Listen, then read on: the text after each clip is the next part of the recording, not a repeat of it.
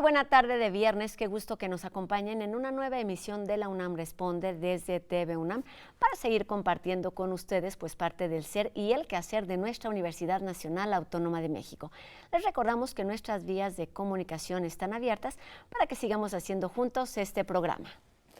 Y bueno, esta tarde vamos a estar platicando sobre salud y medio ambiente. Las alergias y los padecimientos de vías respiratorias parece que van en aumento considerablemente, esto en los años recientes. Y bueno, existen varios factores que pueden influir en estos incrementos. Vamos a descubrir de qué se trata.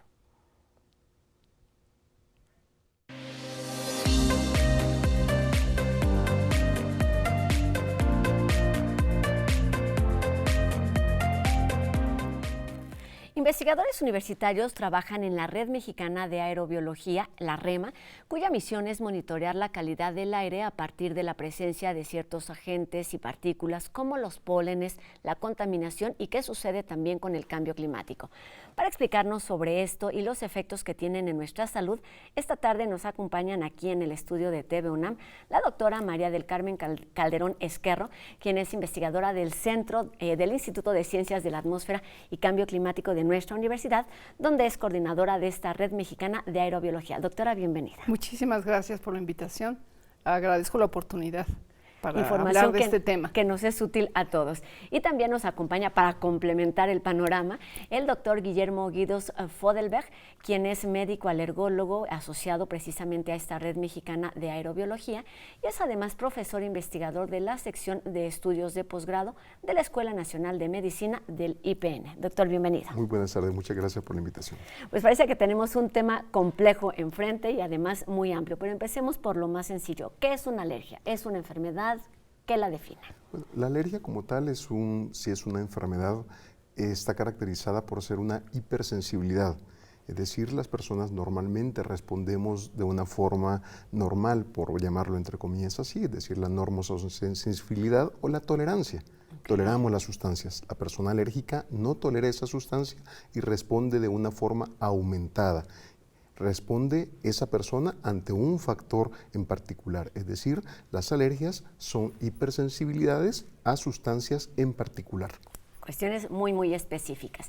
Y parece un tema también complicado o complejo porque estamos muy familiarizados a que las enfermedades pues las asociamos a los virus, a las bacterias y demás. Y en este caso estamos hablando de un factor importante que es el medio ambiente. ¿Qué lugar ocupa este factor en cuanto a las alergias, doctora? Bueno, es un factor muy importante desde el punto de vista de salud, bueno, lo podría decir el doctor, pero lo que pasa es que ciertas condiciones ambientales pues hacen que se produzcan, de manera natural se produzcan, por ejemplo, en este caso lo que nos interesa son los pólenes, ¿no? Esta es la época de floración de muchas plantas que desgraciadamente son muy alergénicas. Entonces, esta relación de qué tanto se producen es un poco por la fisiología misma de la planta y por las condiciones ambientales que tenemos. Y si a todo esto le agregamos la contaminación ambiental de partículas y de gases, pues esto se puede potenciar estos efectos que menciona el doctor. ¿Estamos o hay época de alergias donde se desarrollen más estos síntomas, esta condición? La alergia, como dependiendo del factor causal, ¿verdad?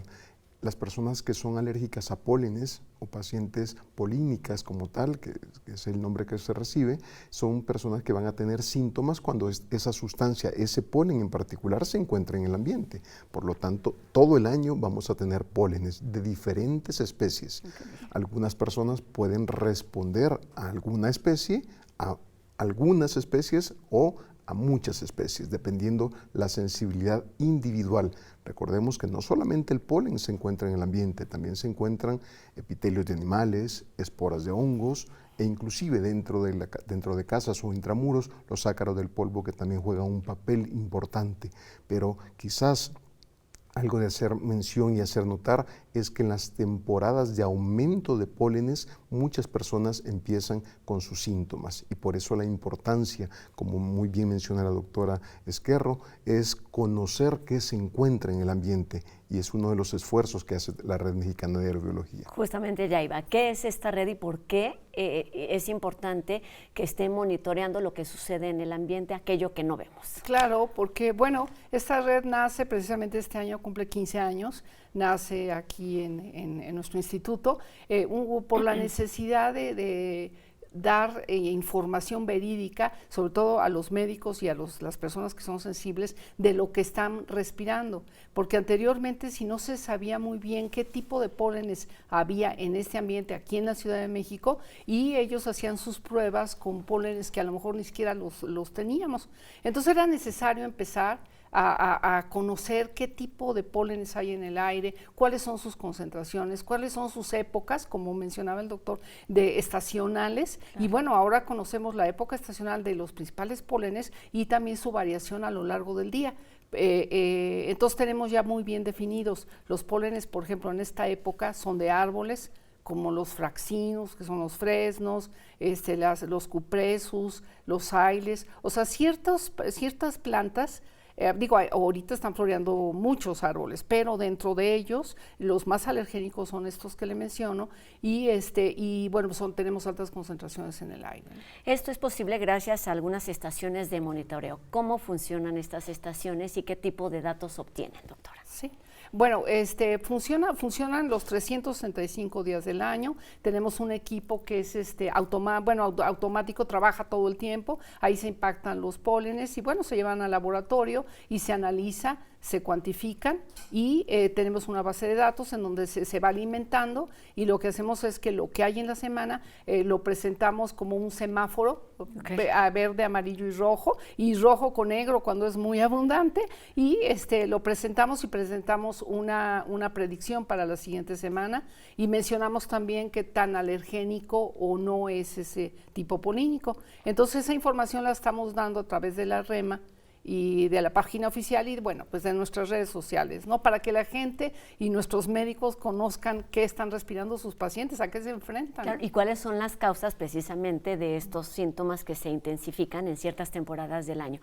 Doctor, ¿cuáles son los síntomas, cuáles son los tipos también de alergias más frecuentes en las personas? Bien. Recordemos que las alergias ha impactado en los últimos años con prevalencias altas, es decir, una mayor cantidad de personas empiezan a manifestar síntomas, y debido a los conocimientos de estas enfermedades, cada vez más personas se reportan como alérgicos. Hasta un 25% se calcula que pueda llegar en ciertas áreas de prevalencia, es decir, de personas que puedan tener alguna sensibilidad en algún momento de su vida.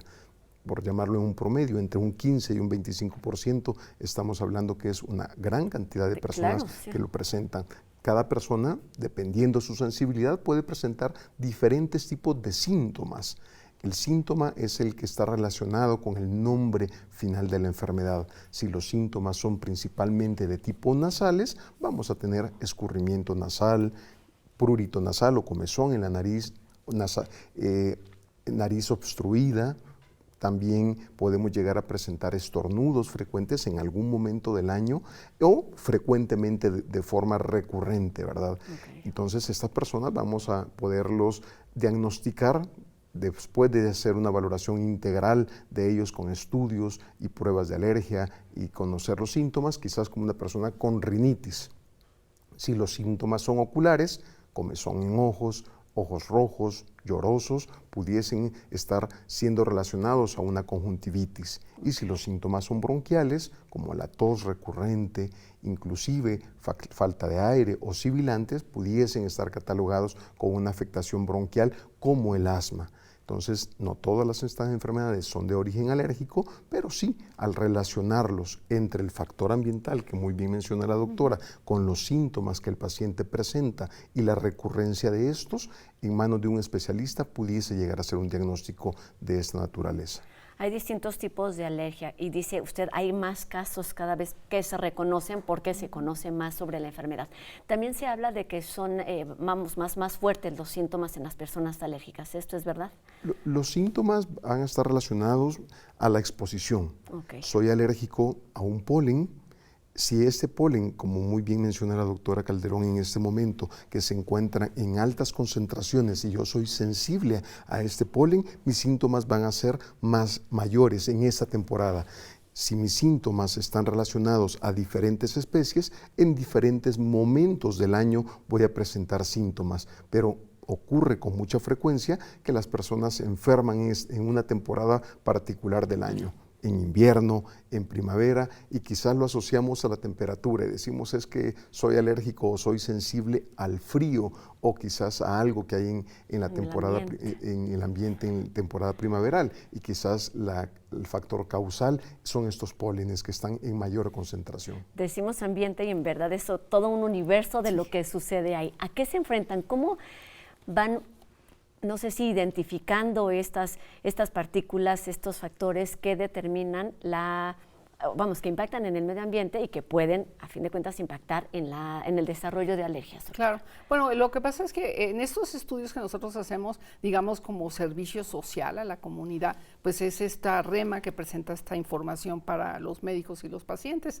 pero a la vez nosotros vamos haciendo estudios de investigación, ¿no? Okay. Desde qué tipo, por ejemplo, qué tipo de proteínas tienen los pólenes más alergénicos y si estas o qué tanta alergia o qué tantos síntomas o qué tanta potencia tienen como para desarrollar una alergia.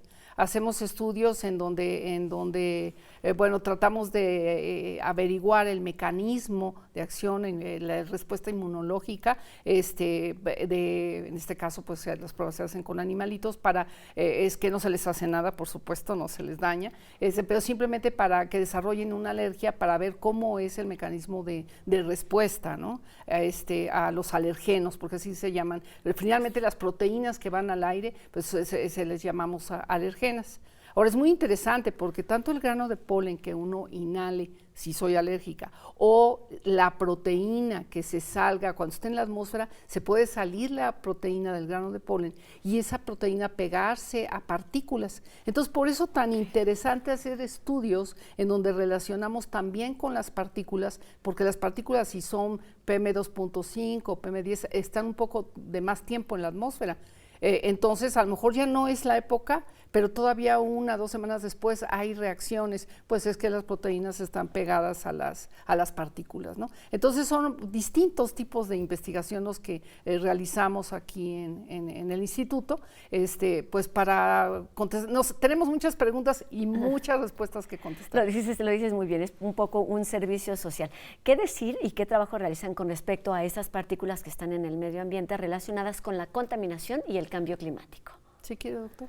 Bueno, el cambio climático, por supuesto, ha afectado de forma importante los tiempos de polinización. Hace unos años atrás se veía que algunas especies, algunos árboles tenían periodos muy bien definidos en qué momento polinizaban.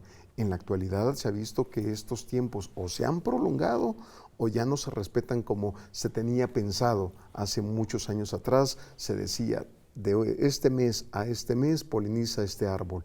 Actualmente los estudios que se ha visto en la Red Mexicana de Aerobiología, dirigidos por la doctora Calderón Esquerro, ha visto que ya no polinizan en un solo periodo, sino que en diferentes periodos del año. Y eso tiene implicaciones directas en la salud. ¿Por qué? Porque estas personas sensibles a ese polen, claro, no todas, sino que únicamente las sensibles a ese polen, ya no van a tener síntomas solamente en un mes, sino que en diferentes momentos del año y con diferente magnitud. La contaminación per se también va a depender del tipo de particulado que se encuentra en el ambiente. Este particulado, como muy bien se mencionaba, tiene como tamaños muy pequeñitos, esos PM1, PM2.5, esto es como micrones, ese es el tamaño, a eso se refiere. La medida. Sí, la medida, como el tamaño de esa micropartícula. Casi todas no son visibles al ojo humano. Estas partículas son capaces, dependiendo de la concentración que se encuentre, son capaces de ser factores irritantes. Y si hablamos que una persona alérgica, él ya tiene sus vías respiratorias con tendencia a la inflamación, estas partículas o estos componentes ambientales pueden llegar a ser exacerbantes, es decir, un detonante de un síntoma. No es que sea alérgico al contaminante per se, pero sí el contaminante puede aumentar mis molestias. Yo puedo ser un alérgico controlado y me expongo a un contaminante y me detona una crisis. Esto es importante. ¿Las alergias se controlan, se curan y cómo se diagnostican? La alergia como tal es una respuesta inmunológica, es una respuesta de defensa. Mi cuerpo está diciendo esa partícula no es tolerada. ¿Por qué no la tolero? Multifactorial, factores genéticos, ambientales, inmunológicos, heredofamiliares inclusive. Claro. No significa que yo al tener una persona, un familiar que es alérgico, yo tenga que serlo. Juegan muchos otros factores para yo poder desarrollar una enfermedad. ¿Qué ocurre? Es lo que denominan, son factores genéticos no hereditarios. No, pueden ser hereditarios, okay. Sí hay factores hereditarios, pero no determinan la enfermedad. Okay. Es decir, mi padre alérgico, no yo tengo que ser per se alérgico. De acuerdo. ¿Juega un papel importante? Sí, pero no un factor determinante. Las enfermedades alérgicas, por ser una respuesta inmunológica, no es una reacción que se pueda curar, porque el cuerpo, el sistema inmune está haciendo su trabajo de una forma aumentada, si queremos llamarlo, sí, pero está haciendo su función. Por lo tanto, las enfermedades alérgicas no se curan, se controlan. Okay. Y para un buen control necesitamos conocer que está en el ambiente. Y por eso es importante ese trabajo que realizan desde el instituto de este instituto universitario. Doctora, estos datos, además de estar ahí a disposición de todo el público en esta red, en esta página que ha estado apareciendo en nuestra pantalla, ¿cuál es el objetivo? Que se conviertan en datos que puedan ser aplicados para políticas públicas, para prevenir enfermedades, para prevenir este desarrollo. ¿Cómo se dan estas colaboraciones con otras instituciones? Sí, totalmente. O sea, toda esta información, primero toda esta información, y aunada, no hemos hablado, por ejemplo, de que tenemos en el instituto, tenemos oportunidad de trabajar con nuestros colegas atmosféricos que hacen todo lo que es la dispersión y la dinámica atmosférica y todo eso, que nos permite ver ese transporte. Por ejemplo, me preguntaban mucho si en la delegación Coyoacán es lo mismo que en Iztapalapa, una cosa así, y pues realmente sí hay lugares en donde se concentran porque hay más bosques cercanos que otros, pero bueno, no podemos olvidar que el viento pues arrastra todo, ¿no? Entonces, toda esta información que nosotros tenemos, la idea es que podamos obtener, ¿cómo le diré? Hacer como cuadros o para la gente que toma decisiones, ¿sí? En donde juntamos la parte, estrategias, sí, en donde tanto la parte ambiental como la parte médica se los pongamos de manera fácil para que se den cuenta de la importancia que esto tiene y entonces la información se difunda. Por ejemplo, en el sistema de monitoreo automático de la Ciudad de México o bueno, a nivel más gubernamental, para que nosotros tenemos un público pues más pequeño, ¿no? Si esto se difunde, pues entonces es estar educando a la población. O sea, las personas tienen que aprender que precisamente no es una gripa lo que tienen ahorita, sino que es una alergia y entonces pues tomen medidas de control, ¿no? Entonces toda la información que se atiendan, toda la información que nosotros obtenemos, la idea es esa, que pues convenzamos también a la parte gubernamental y pues nos apoyen para continuar, ¿no? Y expandernos por toda la República Mexicana. Ese sería el objetivo, no solamente que se haga un monitoreo aquí en la Ciudad de México. Nos queda menos de un minuto para terminar. Me gustaría que me hablaran de la importancia de crear estas colaboraciones multidisciplinarias para tener beneficios más amplios en todos los sentidos y en todos los ámbitos. Sí, si me permite nada más, precisamente hemos ido avanzando. Y ahorita la Comisión Ambiental de la Megalópolis, la CAME, nos ha dado un proyecto para extendernos más y entonces ya poder empezar a monitorear Puebla y Morelos y pues la idea es eso, ¿no? Monitorear y conocer todo para que los médicos tengan información. Tener una herramienta para poder tomar decisiones en beneficio del paciente y también una herramienta para que los pacientes conozcan qué sustancias se encuentran en el ambiente y si yo soy sensible a ella, tomar las medidas necesarias para el control de mi salud. El primer paso es tener esta información, saber si es una alergia, si es otro tipo de padecimiento viral y demás. Y por supuesto esto se hace trabajando de la mano de otros especialistas, entendiendo qué es lo que respiramos y todo aquello que conforma esto que llamamos solamente medio ambiente. Pues muchísimas gracias por estos minutos, por esta información.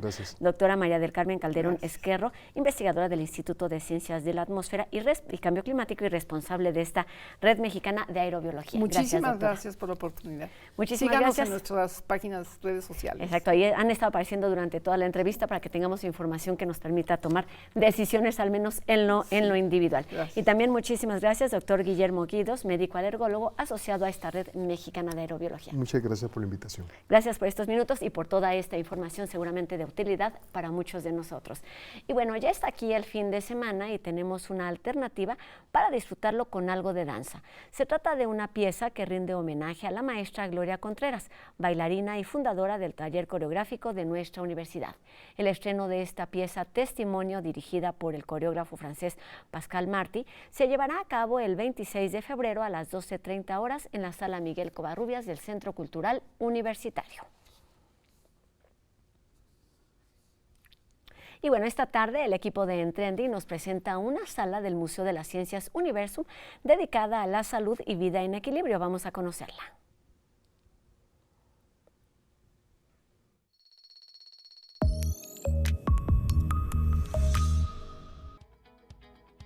¿Sabías que los 5 principales factores que influyen para el bienestar y la salud en nuestro cuerpo se componen de la herencia, el ambiente, el estilo de vida, factores socioculturales y económicos y el servicio a la salud?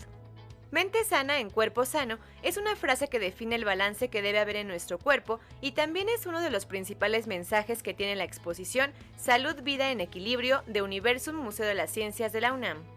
La sala muestra la importancia de mantener en equilibrio la salud emocional, física, social y ambiental. ¿Qué comemos? ¿Cuánta actividad física hacemos? ¿Cuáles son nuestros hábitos alimenticios? ¿Y cómo cuidamos nuestro cuerpo? Respuestas que se pueden encontrar de manera interactiva, divertida y diferente. La sala comienza hablando de hábitos saludables. Somos muy enfáticos en explicar que a veces los hábitos para una persona pueden ser muy recomendables y para otras no. En esta exposición encontrarás una báscula para conocer tu peso, altura e índice de masa corporal, además de interactuar con el plato del buen comer, que te muestra las características de una comida equilibrada y una balanza para contar las calorías de los principales alimentos que se consumen frecuentemente. La idea es que los niños desde muy chiquitos entiendan que cómo se preparan los alimentos tiene una cantidad distinta de calorías. Para activar el cuerpo, Universum muestra cuántas horas es recomendable hacer ejercicio a la semana dependiendo de tu edad, qué tipo de ejercicio hacer y lo importante que es fortalecer el corazón y mantenerte en un peso adecuado. Salud, Vida en Equilibrio está respaldada por un trabajo de investigación de la Facultad de Medicina de la UNAM y la Dirección General de Actividades Deportivas. Próximamente integrarán la información sobre el etiquetado de alimentos y los excesos que contiene cada uno de ellos. Alimentarnos balanceadamente y hacer ejercicio son las claves de la salud.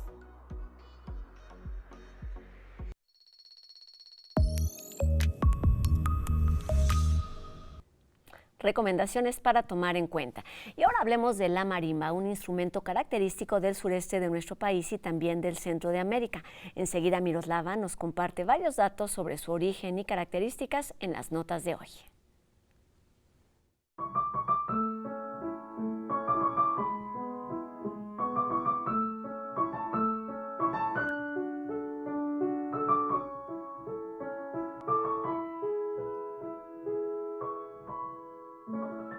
Hola a todos, bienvenidos a las notas de Miroslava.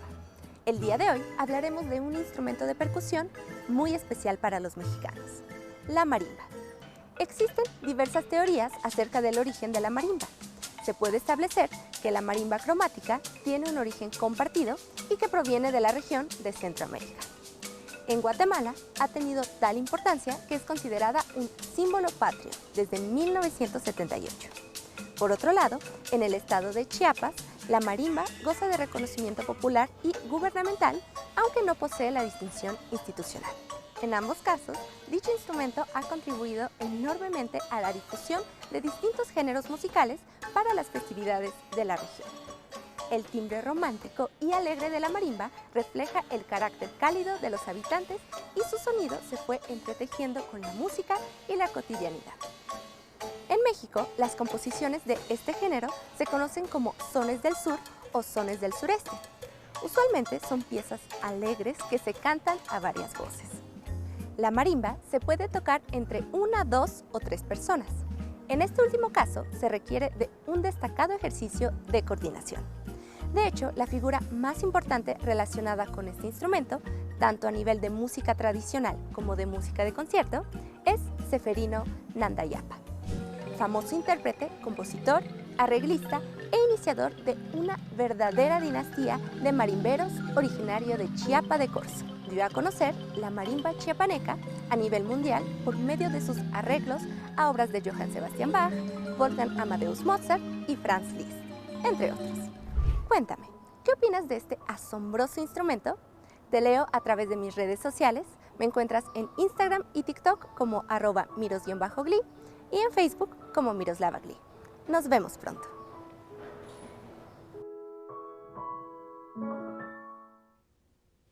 Música, danza, museos, mucho que hacer en nuestra universidad este y todos los fines de semana. Despedimos a Noé Romero en la lengua de señas y los invitamos a que nos acompañen el próximo lunes en una nueva emisión de La UNAM Responde. Mi nombre es Rosa Brizuela. Adiós.